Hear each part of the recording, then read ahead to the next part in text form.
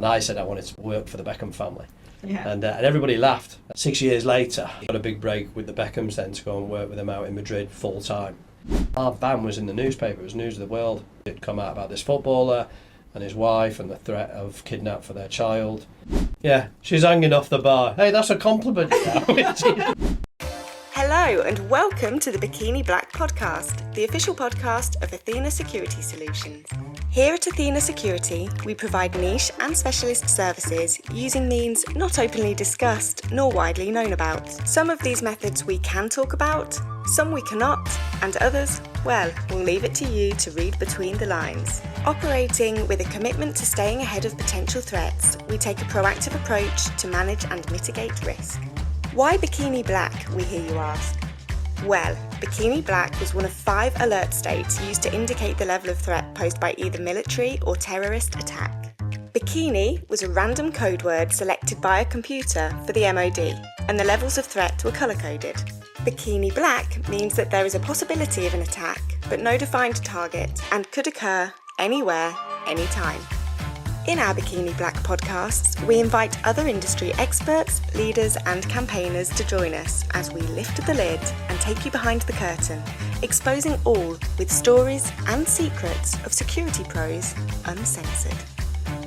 Our first guest is a very special guest for many reasons. He is also the man who made a small suggestion about starting a podcast a couple of months ago, and here we are now with a studio full of equipment.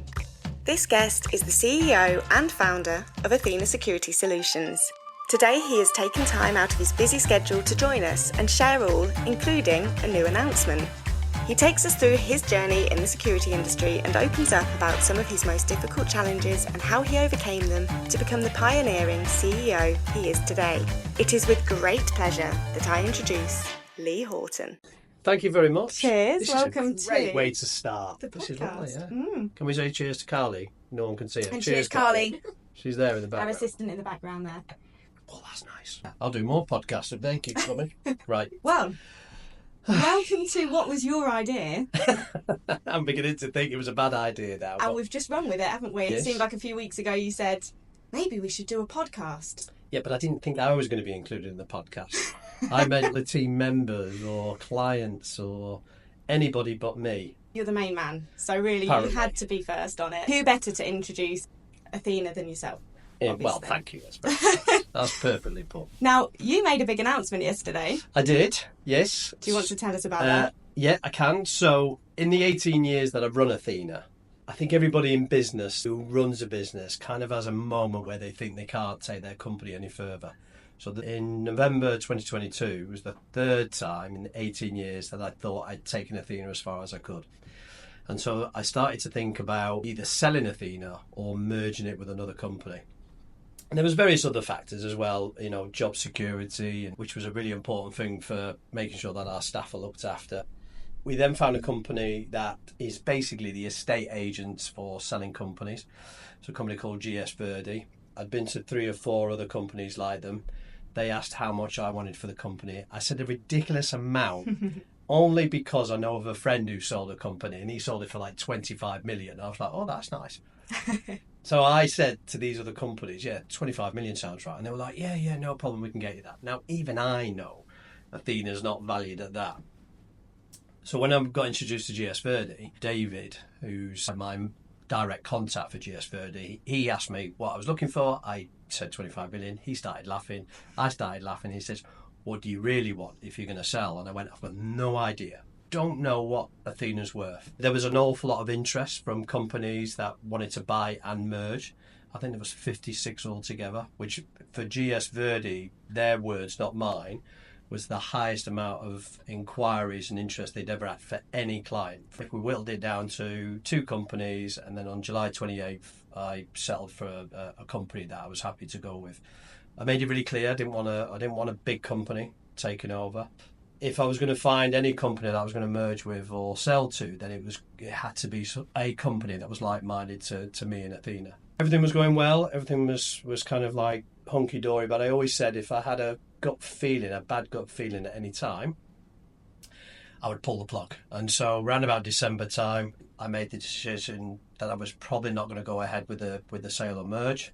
no discredit against the company that was going there. We got on really well, but there were just some things that just wasn't quite aligning with what I was really wanting. And so February, we made that announcement to the company that we was not going to be going any further. And they were really good about it, to be fair. And we're still working with them today. There's still an option in years to come that they might invest in the company or buy the company.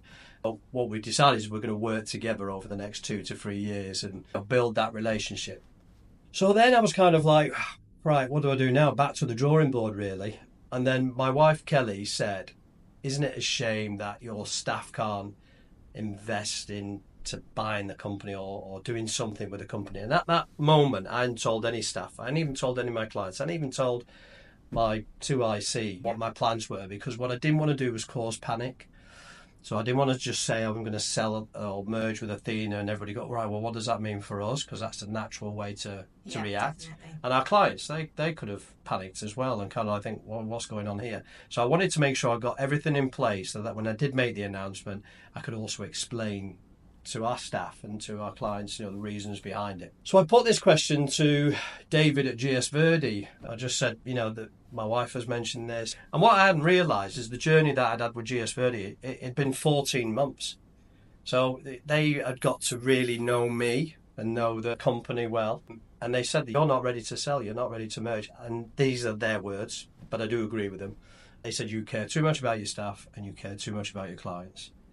And I went, yeah, okay, fair enough. I said, so what are you suggesting? Is that it? And then he said, no. He said, have you heard of the employer ownership scheme? And at that point, I'd only heard a snippet of something. And the more I looked into it, the more I really liked it. And the top reason that I liked it was giving something back to my staff.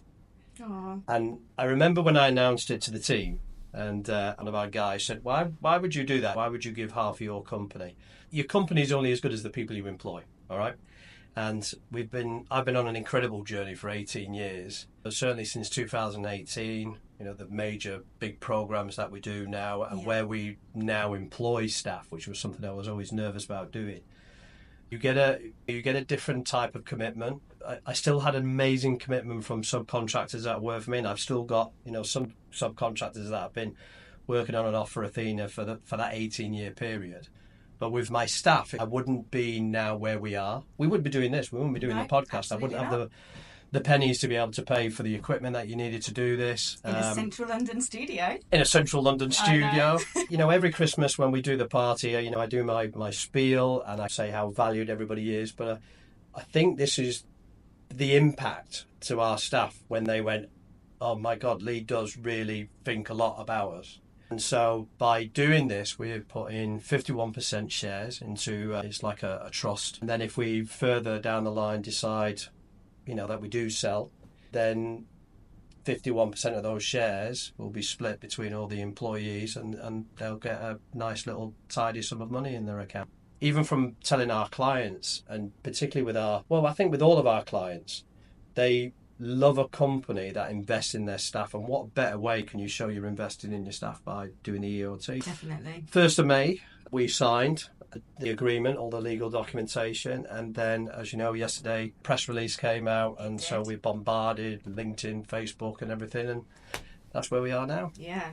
The reaction around that room when you announced it, I remember, I don't know what you expected, but none of us obviously knew what you were going to say. No. And the week before, well, I said to you, are we in trouble? In trouble?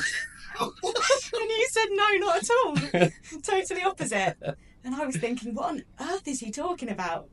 And then it was just silence. You could hear a pin drop, couldn't you, of the reaction? Yeah. So what a big announcement. That's amazing. It is, yeah, and I'm very proud. I'm very happy about it. I do feel it's the right choice to make. You can sense a change within the team now. You can. There's a kind of an undercurrent of excitement, I suppose, that I'm picking up on. I don't know about you, but we've all said as well that you seem a lot happier. I am. Yes, and you seem rejuvenated and excited for the next sort of step. Thank you. I'm going to have another sip of my cocktail because that's lovely, yeah. Carly, we might need a top up. Yeah. So you've talked a little bit about how Athena's moving forward. Yep. And obviously your big announcement yesterday. What sparked your initial idea to set up Athena? Athena was my 3rd attempt. setting up a business. Yeah, I left the army after 8 years. My passion really was to get into close protection. That's what I'd always wanted to do. I'd done my close protection course, which was part of my class as a resettlement course just before you leave the army. And it wasn't really a recognised qualification. I mean, you still paid a lot of money and you did 4 weeks, but there was no kind of licence as there is now. So I kind of always wanted to do better for myself. We've all got it. You always want to kind of like do well in life. But my last 2 years in the army, my regiment went to Germany, and I didn't want to go to Germany. Me and Kelly had only just kind of like got together. I managed to get a post into Purbright in Surrey, and I also managed to get permission to live out. And I'll never forget this.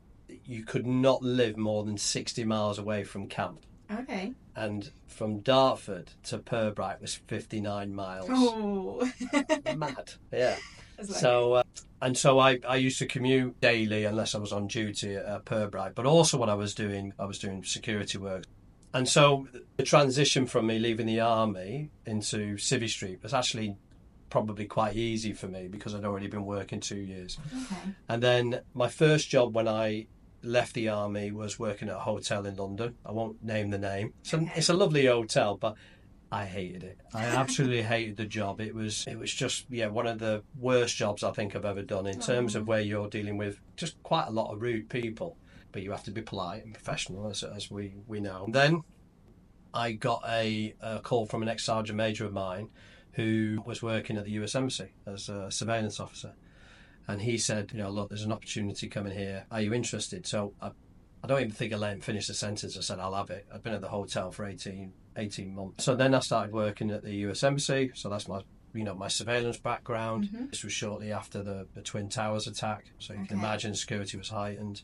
But still my passion was really close protection. And then in between that, because of some of the event companies I was working with, I didn't have an attitude that I thought I knew better.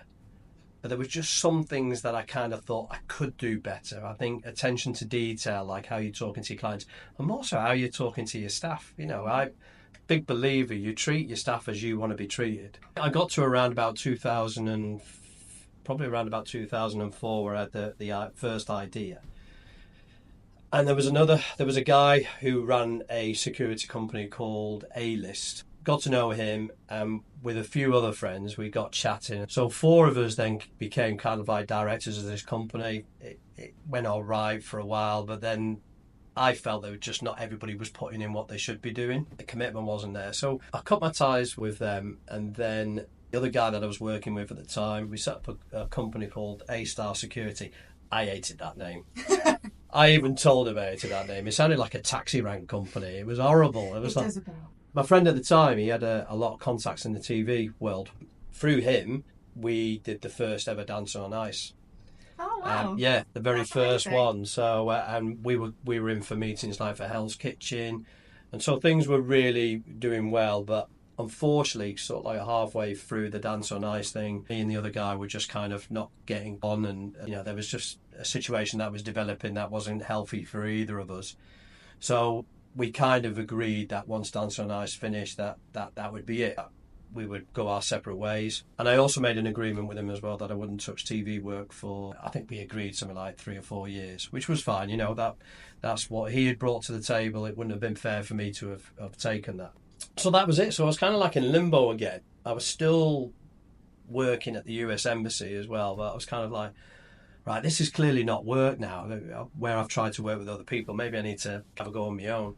And so one of our operatives, our data analyst, who I was also working with at the US Embassy. Can I say names? I suppose I can't really, can I? Because I keep on wanting to say your name, and then I'm thinking... Just say M. M. Oh, that sounds like a James Bond type thing. Yeah, we'll go with M. Okay. So M, codename M. We were in a cafe called the Euro Caf, just near Grosvenor Square, and I was chatting to her and saying, I really do want to have a go at setting up a security company, and I want to have a go on my own. And back then, it was Yellow Pages. The internet was in its infancy. Mm-hmm. But you have no idea what Yellow Pages is. Not a clue. Really? This is where you start to feel old now. So Yellow Pages was a phone book like that. Okay, and it was obviously in alphabetical order. Yeah. So I knew that I needed to have a company that began with A. I was going to ask if there was a link between A Star and Athena. No. So, well, there you go. Yeah, exactly. Yeah, A-list, A Star, and then Athena. So I knew it had to begin with A. And M, she was very much into her Greek mythology. And she just said, have you thought, what about Athena? Mm-hmm. And I was like, ooh. I said, that sounds cool. I said, well, who is she? And she went, oh, she's the Greek goddess of protection. And I was like, oh I like that even more. A little bit concerned about how Athena was born, because apparently Zeus cracked his head open and then Athena was born. So I was kind of, oh, all right, okay. But I like the idea that she was the protector of gods and children. Aww. I loved the name. And then when I started to look into Athena, you have a look at her statues, the majority of her statues will have an owl, which is for the wisdom side. I never knew the link. There you go. It all makes sense. Thank you. So that's when I thought, right, it's the owl that we need to concentrate on, kind of like the main logo. And then the Athena, as you will probably know, is written like Greek wording. And that's how Athena was set up. I only had one client at a hotel in Maidstone, small hotel in Maidstone. I was gutted because I got a call soon after I set up Athena, and I didn't know how this person had got my number. They said that you'd been recommended. Can you come to Wilmington for an interview? And I said, is this me that's been recommended? Because if you remember what I was saying before, the company that I had and the guy that I was working with, the director, had promised him I wouldn't do any TV work. And I'm out of my word, as you know. And he said, no, you've been recommended. So I turned up, and 3 guys there, and they said, we know you did Dance on Ice. So I said, yeah. And my heart started to sing then. I thought, this is not going to go well. And then he went, we've got this new show that's going to be starting. And it was the X Factor. The first ever X Factor. And I said, I've got to stop you there. I said, I can't do it for you. I'm really sorry. And it was like, why? I said, I've made a promise and I can't do any TV work for 3 years. And they were like, well, have you got a written contract and all that? And I was like, no, it was verbal, but that's the type of person I am. So I was gutted. I got in touch with the lad that I used to work with and told him, look, they're going to get in touch with you. Because I said to him, he's still operating. So I left it. So all I had was this little hotel, which barely covered my public and liability insurance. I didn't make any money from it. And I knew when I set up Athena, it was going to probably take a good 5 to 6 years before I could even live off it. Mm-hmm. And I knew that from advice that I'd had from, 2 of my mentors, two of my uncles. But it was a struggle because I then lost my job at the US Embassy. It was a situation that arose that I wasn't particularly happy with, so I ended up having to leave. Much to Em's disgust, she was very Wasn't anything upset. To do with filming Most Haunted videos? That might have been it, but that never came up, so I don't know. Yeah, best keep quiet about that. I could never be a politician. I couldn't run as a Prime Minister if that video come out. So there's nothing dodgy about that video, by the way. We were just big fans of Most Haunted at the time. They're very good videos, actually. Yeah, they were all right, yeah. What a nutter. And that was out without cocktails as well. I know. Frightening. So I was doing chauffeuring work at the time. I'm trying to drum up business. I was still working for other companies. I didn't want to ever be in a position where I tried to nick anybody's work. That's not how I operate. But if I could find an opportunity where someone could recommend me to somebody that wasn't involved with any of the companies I was working with, great. And then one of those companies, the guy who runs that, he rang me up and he said, I've got a gig at Trinity Buoy Wharf, which is near the O2. He says, I've got a celebrity coming in. He says, but I need help keeping the press back. I was free on that day. So I said, yeah. And he knew I was a diehard Manchester United fan. Mm-hmm. Loads of people booing now. And when I walked in this venue, I seen a plinth and seen a pair of football boots and number 7 on the back. And then seen the Beckham shirt. And I was like, oh my God. And I've never really got starstruck over the year. I've been so privileged to have worked with quite a few celebrities over the years. But there's been one or two that I've kind of like, right? Mm-hmm. And Beckham was one of them. And the reason it always stuck in my mind is when I did my bodyguard course, my close protection course, and the Gulf War had just kicked off, the second Gulf War, and our instructor asked there was about 12 students, and he asked everybody and said, right, what's your goal in life? When you pass this course, where do you want to go? And 11 students said, I want to go to Iraq and close protection out there. And I said I wanted to be on the Beckham, work for the Beckham family. Yeah. And everybody laughed. And our instructor, really, really nice guy called Jim Devaney, very experienced, very professional. He told everybody off. He said, don't laugh. He says, as long as you've got a goal and a dream, he says, then that's the important thing. 6 years later, he was coming to do a press release about the football academy that he was setting up. He turned up with his bodyguard, a guy called Stevie Darts, who was a dead ringer of David Hasselhoff. When he brought David in, and when he sat down to do a couple of press interviews before he did the main interview, or the main press release, I should say, I just got chatting to Stevie Darts. And I always did this, regardless of who I'd worked with in teams. I'd always go up to him and just say, if you need anything, you need a cup of coffee, water, anything, just give me a shout. I'm here to help you. And it was like, no, I really appreciate that, mate. Thank you. I'll give you a shout. And the majority of them ignore you, but he didn't. And then a little bit later on, David Beckham had done his announcement, and then he went back into the green room where he was doing more face-to-face interviews. And Stevie Darcy was just outside, so I went up to him, do you want a coffee or anything? No. He said, just before you go, he said, so what's your background? So I said, I'm ex-military, and he went, oh, please don't tell me you're ex-SF, right? Special Forces. So I jokingly said, oh, I'll put my black strip away then from the eyes. He was laughing. So I said, no. I was in the artillery, Royal Horse Artillery. I said, left 2000. Told him what I've told you, the hotel and US Embassy. Set me on company. He said, have you done any close protection work? And I said, I've done one job. And believe it or not, it was for the Libyan president, dictator. Not a very nice man. I believe he had 3 sons. And one of them was his sports minister. And he had been educated in Liverpool. He'd been to Liverpool University. His wife had been with him then, and they had their first child in Liverpool. And then when she got pregnant again, years later, I don't know why, but they said they wanted to have the second child in Liverpool. So I ended up looking after them for a few weeks. That was it. That's the only job I had. And he goes, all right. So he said, well, if an opportunity came up, would you be interested? And I was like, yeah, not half. So that was it. Took my number, told Kelly what had happened. She was over the moon. And I went, yeah, nothing will happen. I think he was just being, a nice guy. And then I was about to do in chauffeuring. And I just picked up this lady who wanted to go into Oxford Street. And as I'm waiting, my phone rings. And it's Stevie Darts. He goes, hello, Lee, how you doing? So I goes, yeah, I'm well. How are you? So he goes, I'm fine. He said, but I've got a problem. He says, are you free tomorrow? Which I wasn't. I had 3 jobs booked in with this chauffeuring company. Oh, no. But I lied. And I went, yeah. So he said, my driver's let me down. We're taking the kids to watch Winnie. It's amazing how things stick in your head. We're taking the kids to watch the Winnie the Pooh show in London. Would you be our driver? And I went, absolutely, no problem. What time do you want me there? So told me, all right, great. I'll see you tomorrow. I can't believe it. I put the phone down. And I was just in shock, and then rang the boss of the company I was chauffeuring for, explained the situation, and he was brilliant. He was like, Lee, you've got to go for it. You never know if you're going to get this opportunity again. Don't worry, I'll cover your jobs tomorrow. I was then starting to do bits and bobs with the Beckhams. Athena still hadn't really picked up. We still kind of we just had one hotel.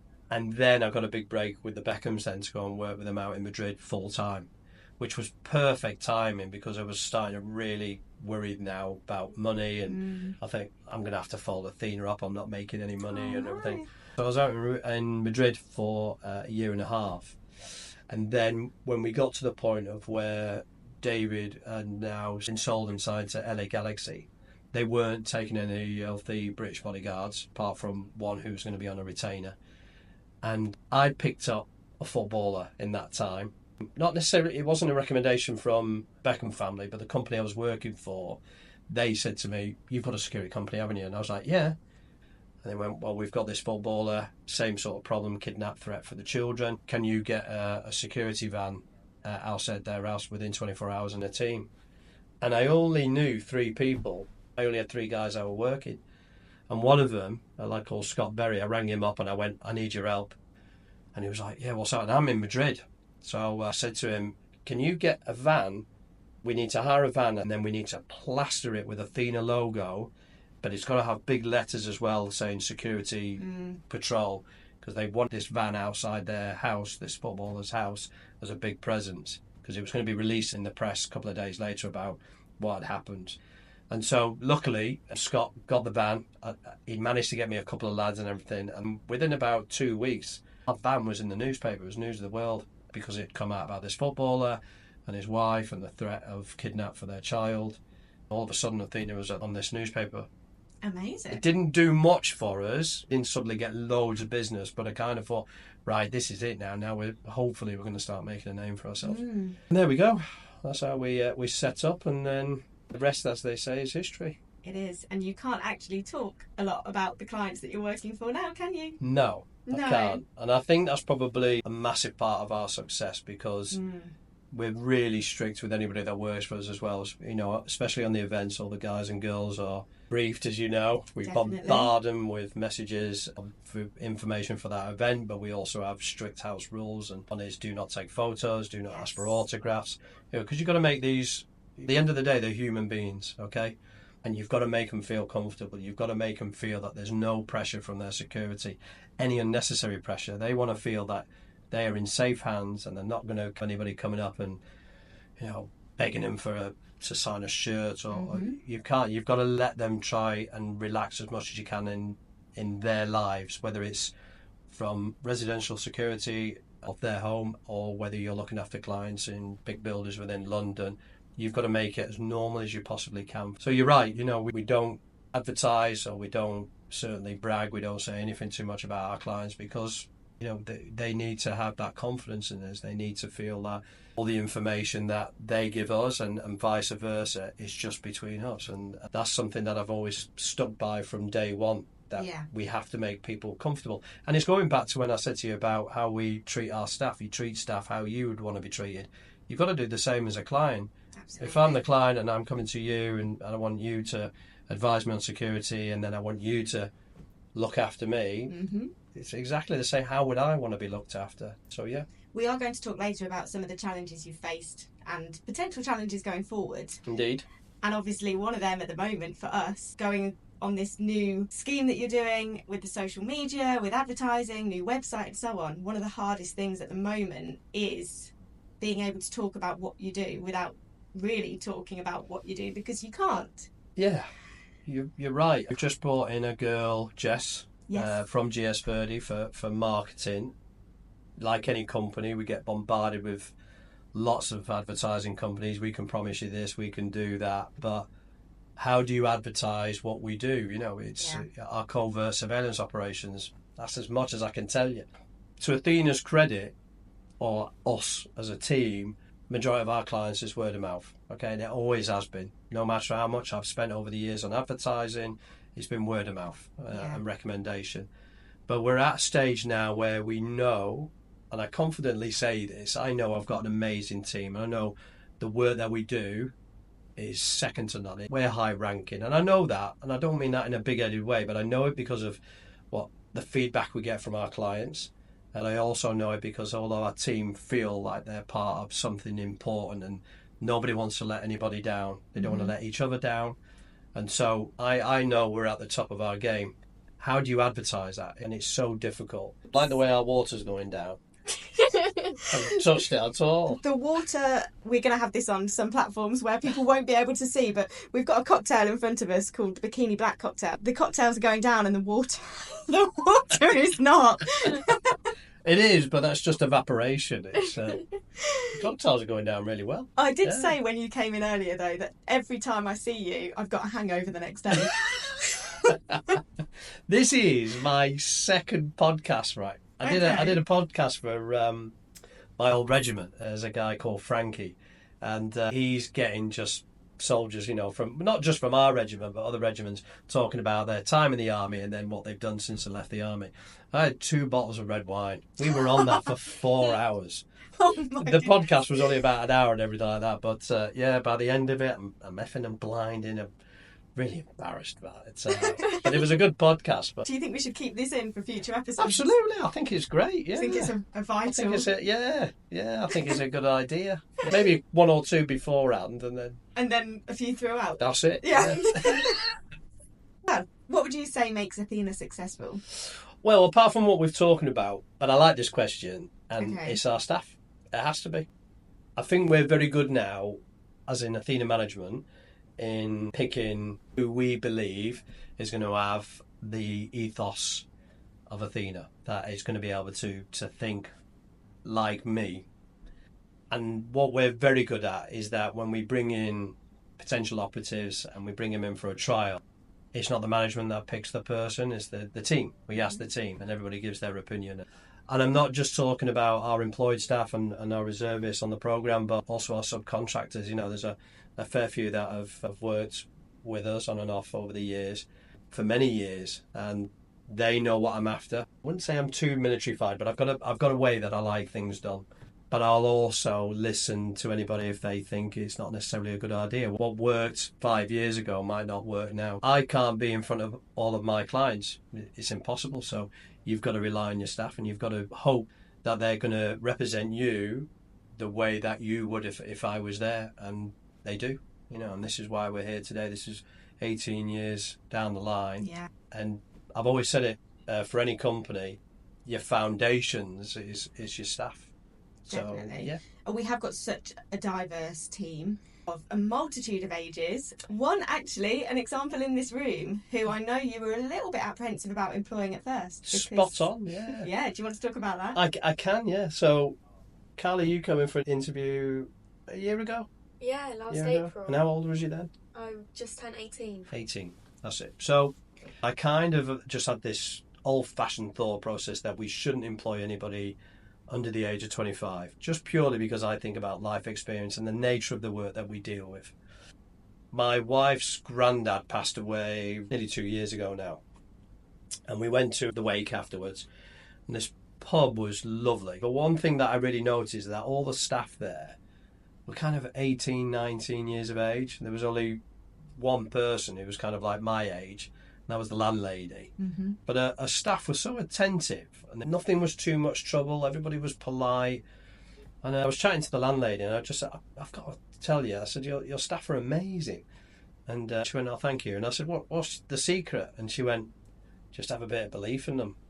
And I went, really? And she went, yeah. So I was thinking, all right, maybe we need to change our ways. And then this young lady, Carly, comes on for an interview. Now, I didn't know much about you. Normally I look at CVs and everything, but I think I was either working or something like that. I jumped on the meeting, and I noticed Dave was a bit nervous, and he was just kind of like, I think, you know, we need to make sure somebody's with Carly all the time when we're doing the training and maybe in the future. And to Carly's credit, when you did your interview, she was amazing, brilliant, confident, but not overconfident, had ambition. And then after the interview, I said to Dave, did a really good interview there.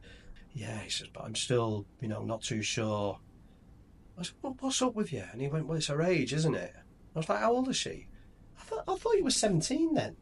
I don't think you'd turned 18. No, it might have been literally a couple of days before my I 18. don't think you were, yeah. And I was, get away. Well, I won't say exactly what I said, but get away. And I went, she's not 17. And he went, she is. And I went, you would never have thought. And to be honest, I knew you was young, but I had you around about 21, yeah. 22.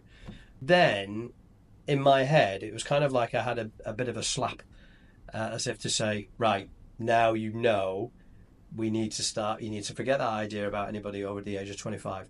And then the other thing that really came to light was, and you're right in terms of what you said, in where we've got such a diversity in team. But we've got, one team member we've got that's 30 years military experience, right? Wealth of knowledge and brilliant at what he does. And what he brings to the team is invaluable. But he brings it from a military, mature, 50-year-old, I think, point of view, okay? Which is great. That's what we need.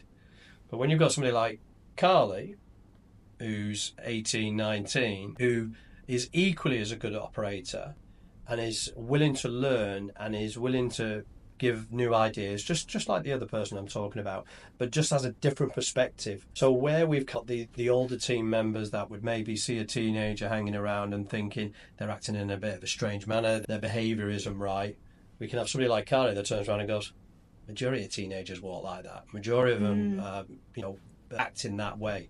And that is where it's really brought this team together, but also the success of the team, where we have got such a diversity in careers, age, mindset. It takes a year to train a civvy to become a soldier, but there's no training for a soldier to become a civvy again. And I don't know what it's like now, but from what I've seen over the years, there isn't a great deal of support and training for soldiers leaving. Now, I told you I left after 8 years, but I made that decision of where I was going to do part-time civvy work. So my transition wasn't too bad. Don't get me wrong, I still kind of struggled a bit. But when you've got somebody who's done 30 years in the military, that is hard. It's very, very difficult for that transition from that military mind to try and adapt to the civilian mind, especially in this day and age. Definitely. And there's pros and cons to both, in that the military mindset is so disciplined, they're so strict with everything, and their outlook on life is a particular way, which is incredible. But then where you're also bringing on younger and even not so young civilians, you've got that fresh outlook, something a little bit different. You've got the diversity. They're new to the industry. They're not tired of it.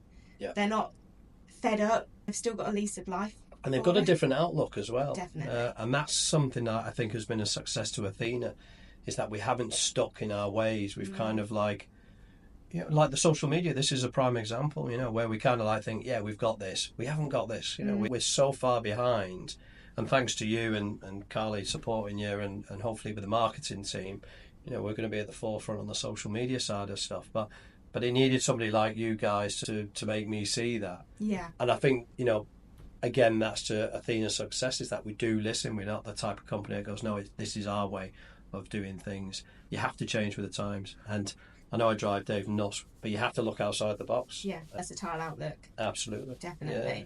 And I wouldn't want to go out for team drinks with some of the other security company teams, put it that way. No. Okay. Would you? So we passed the test then, didn't we? It was like, yeah, she's hanging off the bar. Hey, that's a compliment. That's a compliment. At least she wants to be out with us. If she didn't like the company, she would have gone ages ago. I was like, oh, right. I might keep that in. We all sounded like a bunch of alcoholics now. Yeah. Well, I want to work for that company. All they do is drink. He says as he's sipping his cocktail. Well, it does help. Who are your biggest role models, or who have been your biggest role models and mentors? Okay, I like this one. This is a nice question. So this was M's question. Was it? It was. Oh, no, this is good. So I've got 3 probably great role models in my life, which I've been very fortunate to have. First one, which is more my personal life, was my granddad. So my grandparents pretty much brought me up, and I absolutely idolised my granddad. He used to remind me of John Wayne. He was a Hollywood actor, mainly did westerns. Okay. And he'd be like, I can't do the accent, but he'd like, get off your horse, drink your milk. That type of... That was really horrible. Good, actually. That was horrible. I think that was good. No, thank you. You're too kind. That's what cocktails do. yeah.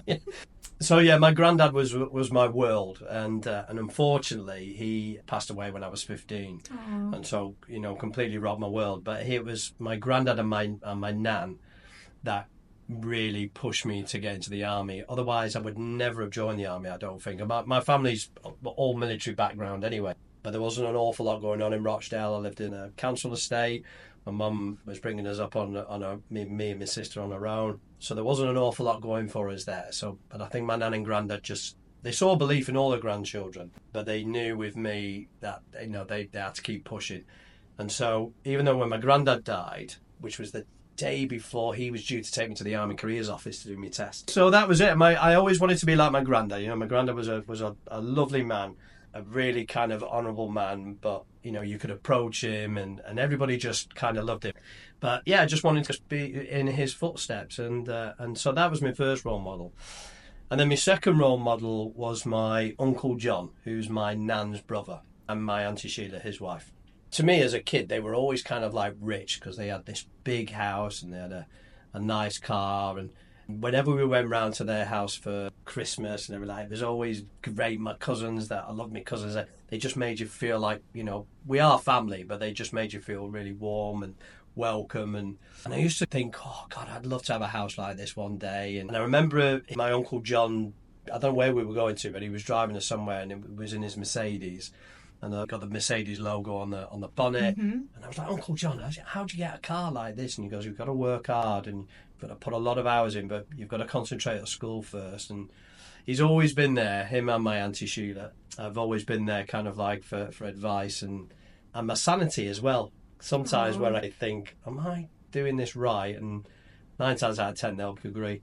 It's only later on in life that when I look back and think, God, they were struggling. They set up a business from nothing.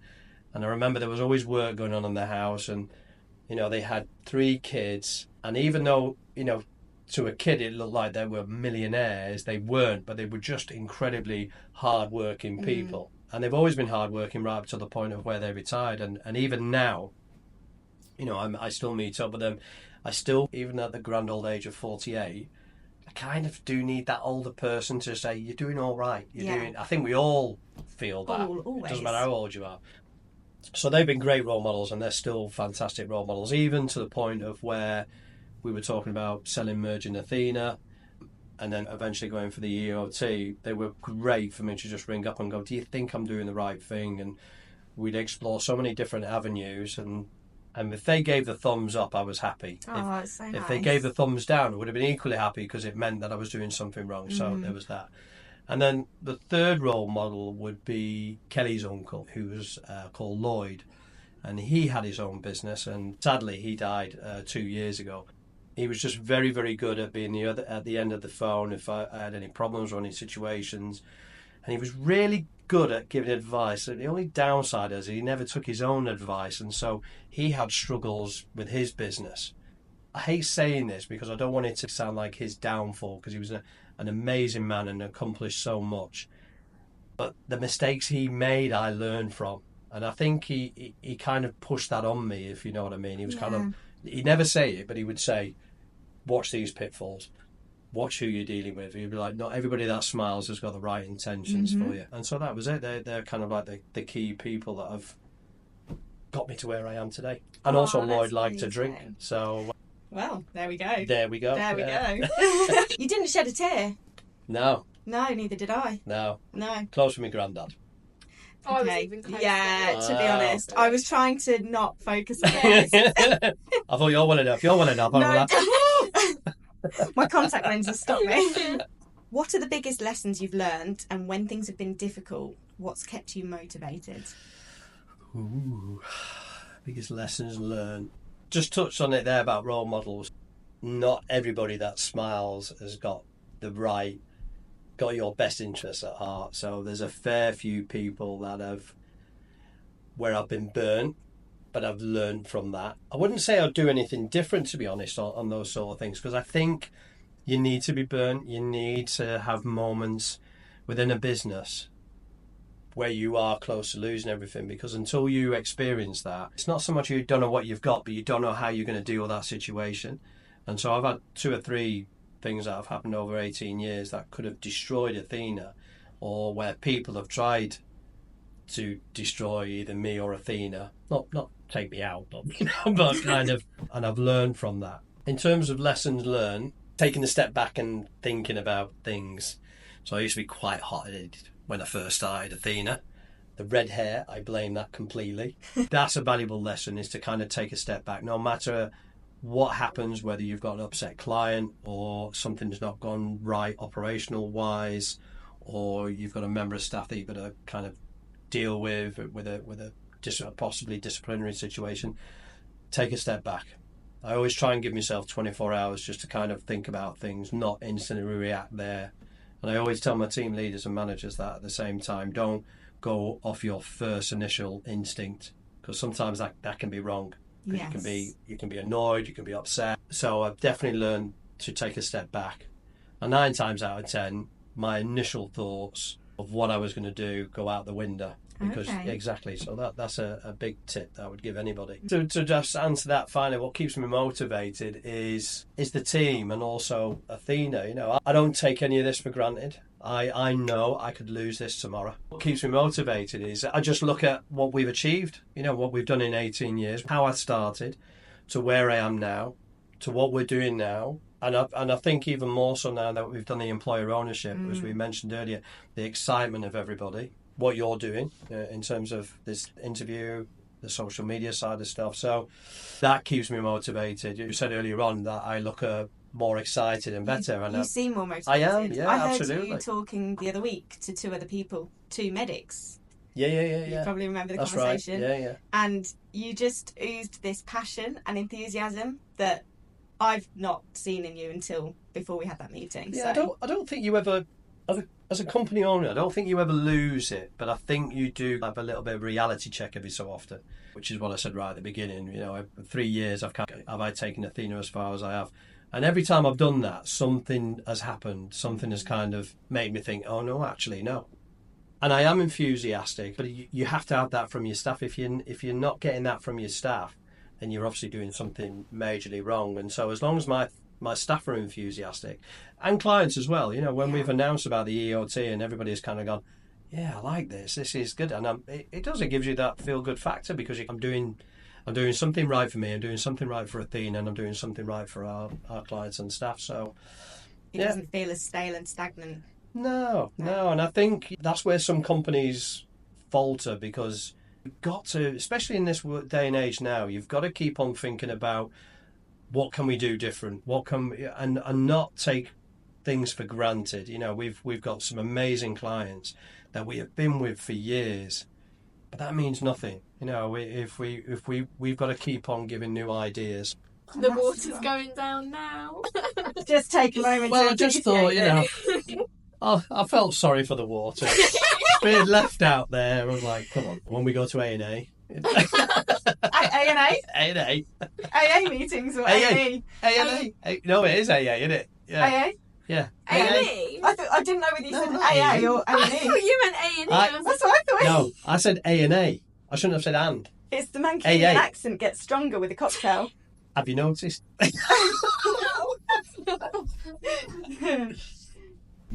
I like the socks. Down. I know, I was going to say, put my leg back down. You want to see my Union Jack socks? I like the Union Jack socks. I don't know if this happens to like just men in general. Right. But whenever my wife does washing, if I've got black socks in, one disappears. It's never happened with coloured socks. It's not her. It's the machine. So, okay, how's the machine deciphering between coloured socks, patterned socks, and just dark socks, black socks? I don't know. I've not There you go. experimented with There's that. a mystery. Yeah, this is in the Area 51 area. I think it's kind of, it's a strange one. UFOs and all that. Why do coloured socks not disappear? Somebody might tell you differently. We'll investigate that. One question, though, that did actually come up organically this morning, generic office chat. Do you iron your socks or does Kelly iron your socks? No. Dave irons his socks. No way. He does. Oh my God. Apparently. And other things which I'm not going to discuss on the podcast, but... Don't say he irons his underwear. He says that he does. What?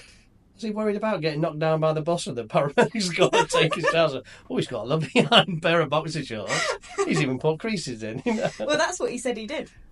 Oh, dear.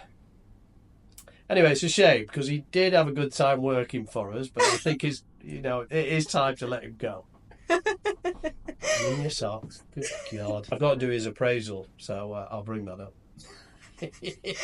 Okay, just to wrap things up, how do you see the industry evolving in the coming years and how is Athena adapting to these changes?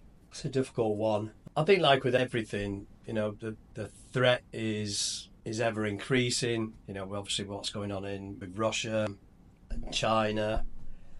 We know that the likes of ISIS and all that, they haven't completely gone away. So I think in terms of evolving, as a security company, we've got to try and think 10 steps ahead.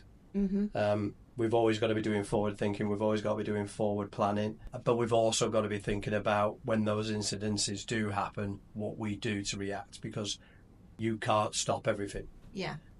And I think from what we've previously said, Athena's always done that. We've always thought those 10 steps ahead.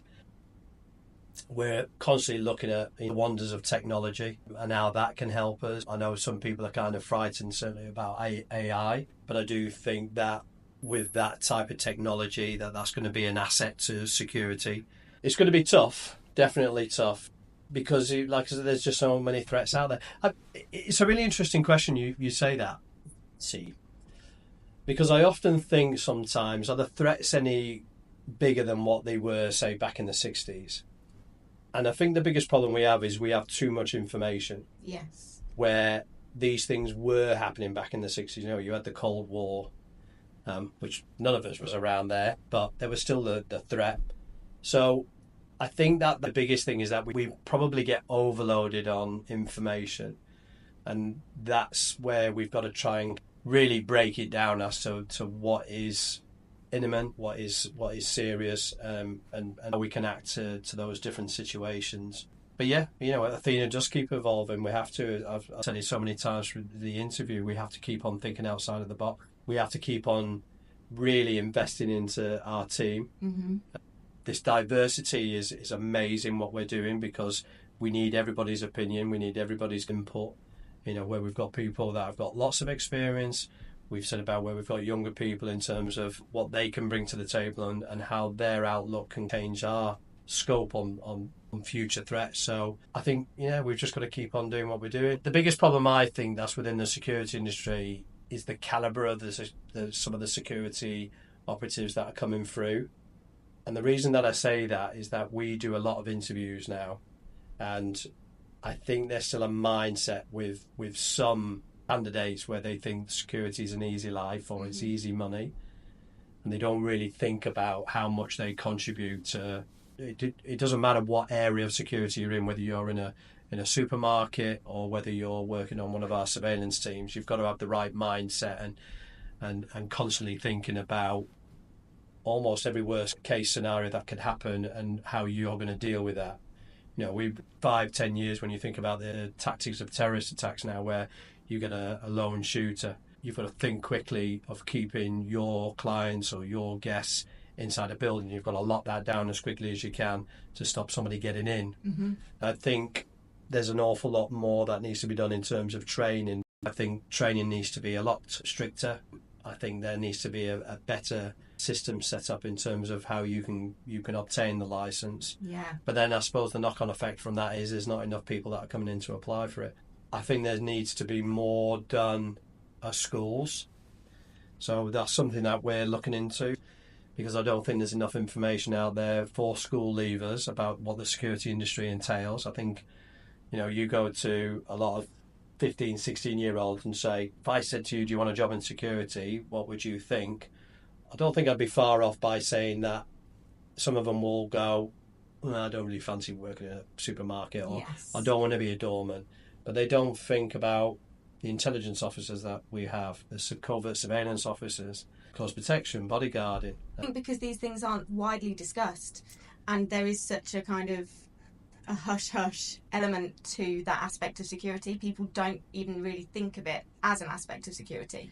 But Yeah. it's so vital. Of course it is. Yeah, absolutely. You're spot on. I think there needs to be more information available to young people. You know, one of the things that we want to do is go into schools and have somebody like myself, you know, taught to say we got a class of 30, and I take 10 students away, and for half an hour we talk about close protection, foot drills, and then we have one of our covert surveillance officers take 10 students to one side and talk about the covert surveillance side and what we're looking out for. So when the protection team is bringing in the principal, we're looking out for the bad actors.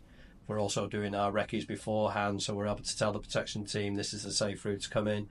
And then we have another 10 students that are taken away by our data analyst, an intelligence officer, and she's then showing them what resources we use on the internet to find out if those bad actors are going to be here, what they look like. Yes. And then bring that all in together and do like a little exercise. You could even have to say the head teacher as the principal. Mm.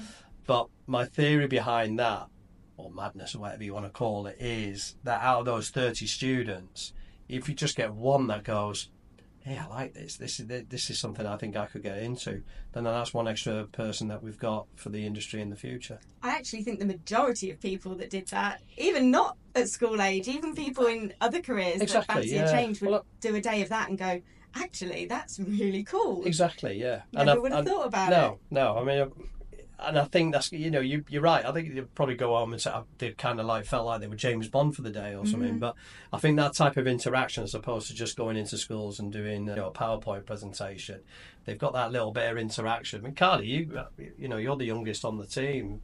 Do you think something like that would work? I think definitely, because we weren't taught about any of it at school. To be honest, when I spoke to you, I was like, what is surveillance? Yes. I didn't even know what it was. Yeah. So You say surveillance to people and most people say... Actually, we talked about this Literally yesterday. Me and Carly yesterday. talked about it yesterday. Most people go, oh, as in CCTV cameras. that's what is instantly thought. And you go, So I'd say not it's definitely really. worth. Yeah, I agree. I think that's talking about amazing. it. There's another That's thing that Fegan's talking about quite a lot in terms of training, and that is, I think she's going to make it compulsory within Martin's Law. I'm not entirely sure, but anyone who's asked her before, is there anything we can do to be better aware and have better knowledge? And she tells everyone to do the ACT e-learning online course, which we've all just done because they changed it in May. So there's a new, I don't know whether they call it a module for it, but that's totally free to do. Yeah. And it's little things like that that people can do to stay on top of training and knowledge, and it's not difficult. It's just having the company that you're working for push you in the direction to do that and to encourage people to stay on top of the training. Yeah, it's a good idea. Definitely. And just as you're saying that, I was just thinking something that came up on the inquest, the Manchester Arena inquest, and there was one of the security officers had highlighted that he had seen the terrorist Abidi acting strange.